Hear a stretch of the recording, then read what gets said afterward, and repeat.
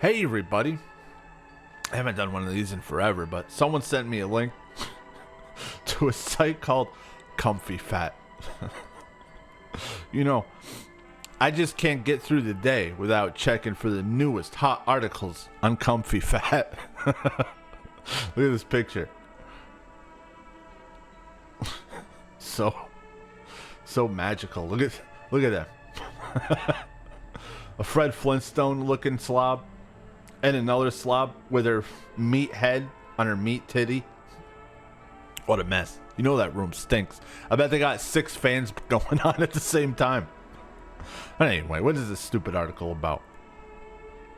Gender dysphoria when anti-fat medical bias makes top surgery inaccessible. What? This is an outrage! Alright, I'm calm now. But I am outraged. This is ridiculous. The warm weather finally showed up after what felt like the longest winter of my life. The global pandemic made everyone feel that way. We shared a collective loneliness over the last year and change. So profound, guys. The sunshine allows us to feel warmth in our souls. Who wrote that? I want to see the person who wrote, the sunshine allows us to feel warmth in our souls, even when the world is falling apart. Was it really falling apart, though? It's just for an afternoon, but with all the unbundling from layers of insulation. You got layers of insulation called fat. Comes a familiar yet unwelcome feeling for some trans folks. Gender dysphoria. Oh no! What the hell do I wear? Are these real people? Like, sometimes I read this shit and it's like, did a real person write this? It's almost like AI at this point. I'm thinking robots wrote this crap. What the hell do I wear? Summertime means it's a time to jump back into the constant struggle of what to wear. I don't know, clothes? Especially as a fat trans person.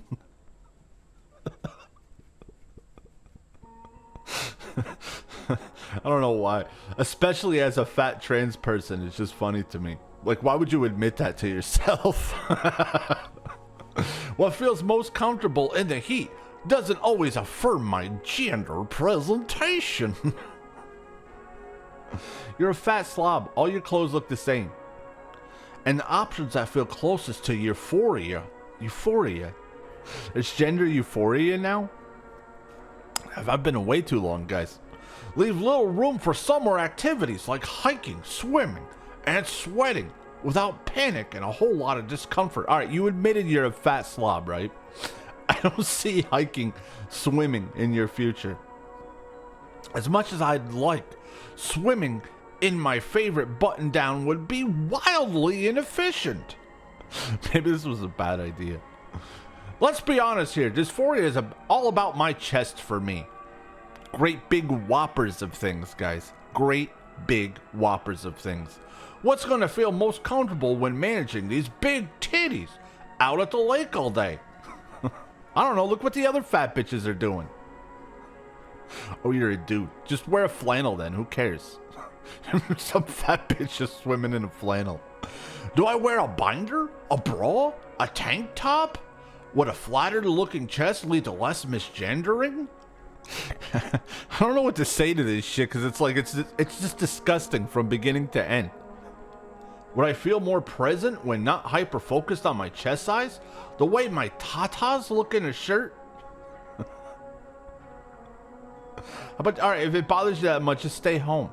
Stay home and leave everyone alone. Most people would prefer if you stayed home. How they draw attention? How they feel against my sweaty belly? Gross. Everything's so gross now. Why is everything stop? Stop with the grossness. What is it that is making my chest feel so unmanageable and so uncomfortable to me in the first place? Is my gender dysphoria even mine? Have I learned to feel this way because I don't adhere to the gender binary? These are hard to read because it's like it's a bunch of stupid words thrown together. And your brain's like, that doesn't make sense. That's stupid. And you're like, I know, but you got to read it anyway. You know, we used to put people like this in nut houses. I'm just saying. Remember those days? No, because it was a long time ago. But people like this, they would just throw them in a big empty room and say, have fun. No windows. No lights. Just throw them in a big room. There, have fun. But you know what? They left everyone else alone. It worked. It feels like a big no-no to question gender dysphoria. What? Why? And that is for damn good reason. And that is for damn good reason. Our society has been and continues to target the trans community. How? Treating us like freaks or worse. Well, okay. You know, I have a constitutional right to treat someone like a freak, okay? What about my fucking rights? I don't have to be around you. I see you coming, I go the other way. That's my right. Subhuman. Undeserving of civil rights. What civil rights don't you have? Everyone says this. My civil rights. What rights don't you have? Comparable to that of our peers. Of course we feel defensive of gender dysphoria and its validity. To understand the trans experience, we had to easily define it. We had to fight for respect. We had to fight for medical care and rights. You have the right to chop your tits off. You have the right to chop your fucking balls off. Which any dude that's thinking about that, I encourage you to go ahead. Just do it. You cutting your balls off is a benefit to society. And we're barely there. In most states in the U.S., you still have to provide documentation from medical health professionals that you are experiencing true gender dysphoria to qualify for gender affirming surgery. What's wrong with that? Maybe they don't want to chop the tits and balls off a crazy person. Makes sense to me. How long is this shit? How long is this fucking shit? My experience with gender dysphoria is different as a super fat trans person. A super fat trans person in this dehumanizing space. The same rules don't apply to me and my fat body. We don't talk much about this experience, and I think it's important to ask this question. How do you achieve gender euphoria when medical transition is not a realistic option? Gender euphoria. I don't know, man. It just seems like these people have been drinking shit under the sink again. Gender affirming care and BMI. Trans people are vetted before we can receive gender affirmation surgery. We have to prove that our gender dysphoria is real. We have to prove that medical intervention is vital to our well-being. Further, we have to show that we've been living as our true gender in public for at least a year prior to assessing services. Maybe they just don't want to be hasty in chopping body parts off, you know what I mean? Makes sense to me. Well, before we chop giant sacks of meat off this person, maybe we should see if that, maybe we should make sure that's what they really want. And are you forcing the doctor to chop off chunks? You're forcing. Maybe the doctor says, I'm not doing that. And the doctor has a right to tell you to go to hit the bricks, lardass. Hey, I gotta prove that you're crazy before I chop off meat chunks. You could be faking being crazy. We talk about these criteria openly in trans spaces. Can you put signs on those spaces so I can stay far away? Oftentimes our spaces include helpful resources of therapists who will make the process as easy as possible for trans folks. What we rarely talk about is the BMI criteria for surgery. Surgery is considered too risky for people with a BMI over 30. So you're too fat to get your tits chopped off. I'm too fat to get my tits chopped off. This article should have been called, I'm too fat to get my tits chopped off. That would have made a lot more sense. Perhaps this is new territory. Maybe there haven't been enough super fat people pursuing gender affirming surgery for this to be widely disseminated information. Or maybe it's because BMI was created by a mathematician to come up with a quick way to determine obesity. Those fucking mathematicians! I hate them! Mathematicians are ruining my life! And actually, it's not an accurate representation of health or fitness. But my inclination is that this BMI cutoff exists because medical professionals are ultimately incompetent. You hear that, doctors? You don't want to chop off this fat pig's fucking giant titties? It's not because you're right or you know stuff. It's because you're incompetent. The nerve of these people, man, is insane. Doctors lack training on fat bodies. Oh, but you do? You do? Fat people are considered too risky to operate on because they are, you fat slug. It's even hard to put you turds under. You could die. You could die just putting you fat slobs up to sleep. Our fat bodies suffer the consequences.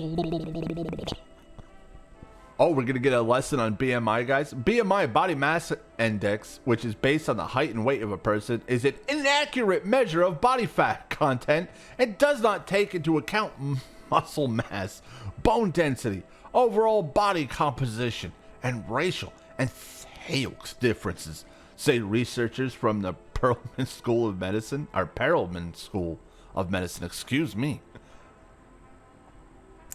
All right, who cares? Lady, it's just a fucking, it's just an estimate, okay? Retard. You're too fat for surgery. Stop it. Ultimately, the BMI categorizes anyone over 30 as obese. I don't know about that. This is the threshold for which surgeons base their qualifying criterion. Are you obese or not obese? One answer will give you access to life-saving surgery. Getting your tits chopped off is not life-saving surgery. Okay? Not in your case. The other will negate your eligibility.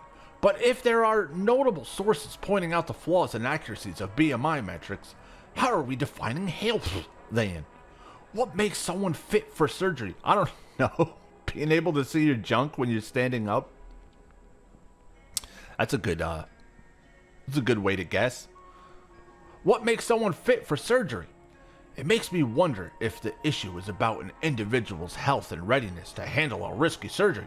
Perhaps it has more to do with the liability and lack of research on fat bodies. Well, crack a book, fat ass. Crack a book, fat ass, and figure it out. Why are you depending on other people if you know so much more than they do?